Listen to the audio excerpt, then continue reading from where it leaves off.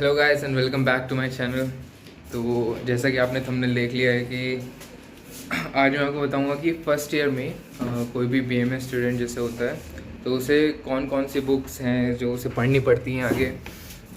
और जैसे कि आप जानते हैं कि जो 1 साल का कोर्स है बीएमएस में वो 1.5 ईयर का कर दिया गया था, जिसकी वजह से एक दो बुक्स जो हैं वो हमारे उसमें ऐड हुई हैं। एक्स्ट्रा सब्जेक्ट्स हैं उनकी कुछ ऑनलाइन वीडियोस हैं वो ऐड हुई हैं। तो इस वीडियो में मैं आपको सब बताऊंगा कौन सी बुक्स मिलती हैं और ऑनलाइन कोर्सेज हमें कौन कौन से प्रोवाइड हुए हैं। तो चलिए शुरू करते हैं। तो ये है मेरी डेस्क। इसी में मैंने अपनी सारी जितनी बीएमएस फर्स्ट ईयर की बुक्स हैं वो सब रख रखी हैं। तो मैं आपको एक एक करके दिखाता हूँ कि कौन कौन सी बुक्स हैं जो हम पढ़ते हैं फर्स्ट ईयर में। तो जैसे कि आप जानते हैं कि सबसे पहले हम एनाटमी से स्टार्ट करते हैं। एनाटमी में बीएमएस में और एमबीबीएस में ज़्यादातर यही बीडी चौरसे जो होती है इसकी चारों वॉल्यूम चलती हैं। तो ये चारों इसकी वॉल्यूम है जो हमें सब पढ़नी पड़ती है। इसमें लोअर लिम्ब और एब्डोमेन के बारे में सब कुछ बताया गया है। पहली वॉल्यूम है उसमें हम अपर लिम्ब और थोरैक्स के बारे में पढ़ते हैं। थर्ड जो वॉल्यूम है उसमें हम हेड और नेक के बारे में जितनी भी दी गई वो सारी चीज़ें पढ़ते हैं। फोर्थ वॉल्यूम में जितने भी डायसेक्शन क्लिनिकल है वो ब्रेन और न्यूरो एनाटमी की उस सब के बारे में पढ़ाया जाता है।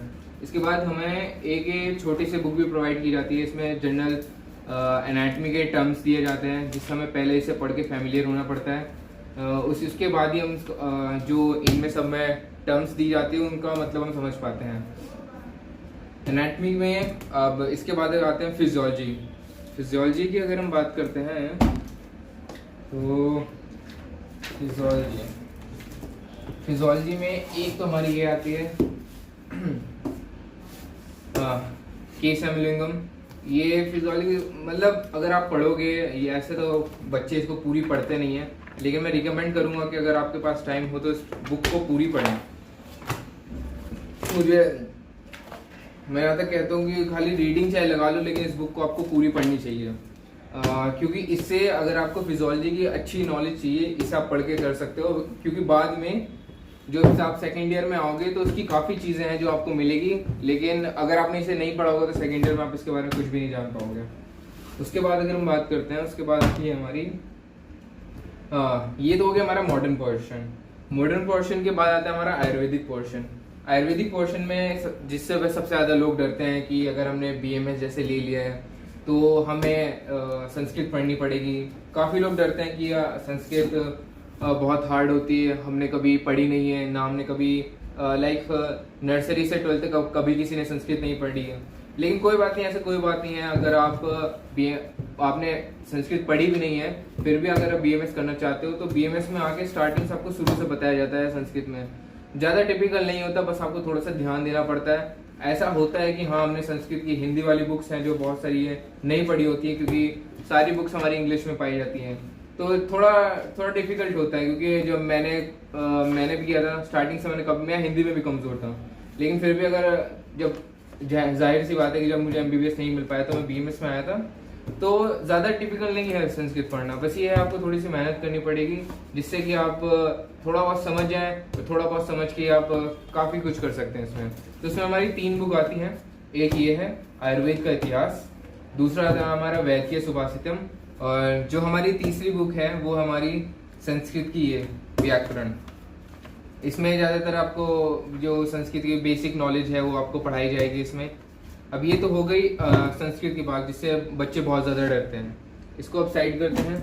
अब बात करते हैं जैसे ये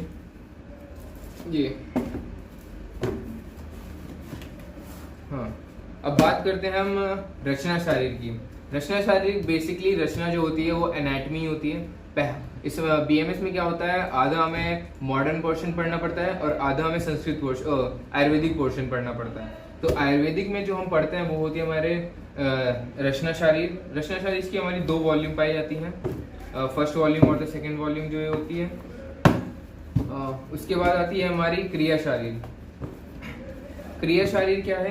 क्रिया शारीर में क्रिया शारीर बेसिकली हमारी फिजियोलॉजी होती है। फिजियोलॉजी में हमारी केमिस सेमुलिंगम हो गई, समलिंगम के बाद जो हमें पढ़ना पड़ता है वो क्रिया शारीर होते हैं। अंदर का जो भी कंटेंट होगा ये सब मैं आपको बाद की वीडियो में बता दूंगा क्या क्या होता है, क्या क्या पढ़ना पड़ता है। लेकिन बेसिकली आज हम खाली बुक्स की बात करेंगे। तो ये हो गया हमारा क्रिया शारीर विज्ञान।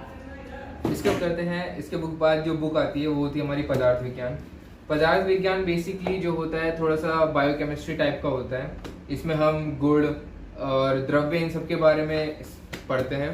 और पदार्थ विज्ञान की दूसरी बुक है जो ये होती है, इसमें थोड़ा इजी तरीके से दे रखा होता है, जिसको पढ़ना होता है वो ये भी बुक प्रेफर कर सकता है और ये भी बुक प्रेफर कर सकता है।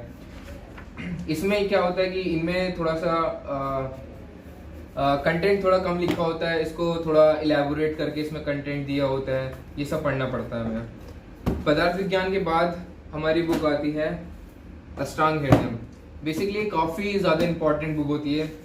इसको पढ़ना, इसको समझने से जितनी भी हमारी चिकित्साएं की जाती हैं, जितनी भी हमारी मेडिसिन दी जाती हैं, काफ़ी कुछ हम कैसे दी जाती है, कैसे उनको बनाया जाता है, कैसे प्रयोग होता है और किस किस सीज़न में आपको क्या क्या चीज़ें हैं जो लेनी चाहिए, जो शरीर के लिए हितकार होती है, मतलब शरीर के लिए बेनिफिशियल होती है, शरीर के लिए बेनिफिशियल नहीं होती है, सब बताया गया कि क्या चीज़ लेना है, क्या चीज़ नहीं लेना है। तो इस पूरी बुक अष्टांग हृदय में हमें यही सब बताया गया है। हमारे जो आपने बुक के फ्रंट पेज पे देख रहे होंगे, ये 8 जो चक्र आपको दिख रहा है, ये 8 अंग होते हैं जिससे हम ट्रीटमेंट किए जाते हैं, जैसे काय बाल क्रय शल्य, जैसे कोई भी हमारी सर्जरी की टेक्निक्स हो गई, ये सब बताया जाता है। ये सारी टेक्निक्स, ये 8 अंग होती हैं जिससे हमारी जितने भी ट्रीटमेंट की जाती हैं वो सब बच्चों के लिए कैसे की जाती है और बाकी सब के लिए जो भी ट्रीटमेंट की जाती है वो उसमें बताए गए हैं।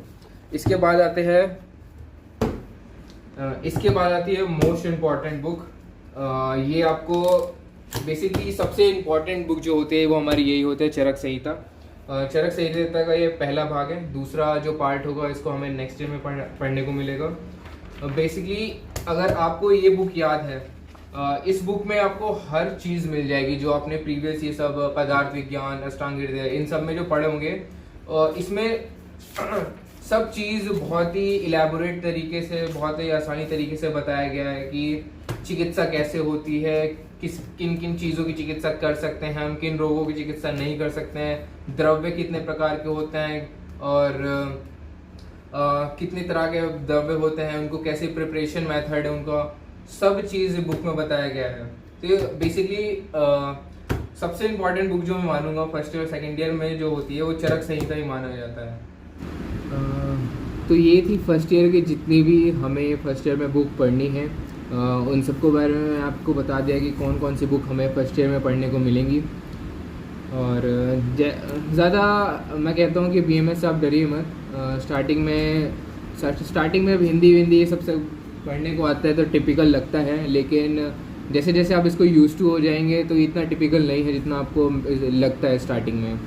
तो जब आप आएंगे इन सब बुक्स को पढ़ेंगे तो आपको अपने आप ही पता चल जाएगा कि ये बुक्स कितनी बेनिफिशियल हैं। और नेक्स्ट व्लॉग के लिए बने रहिए। नीचे मेरा इंस्टाग्राम अकाउंट है, आप उसको भी फॉलो कर सकते हो।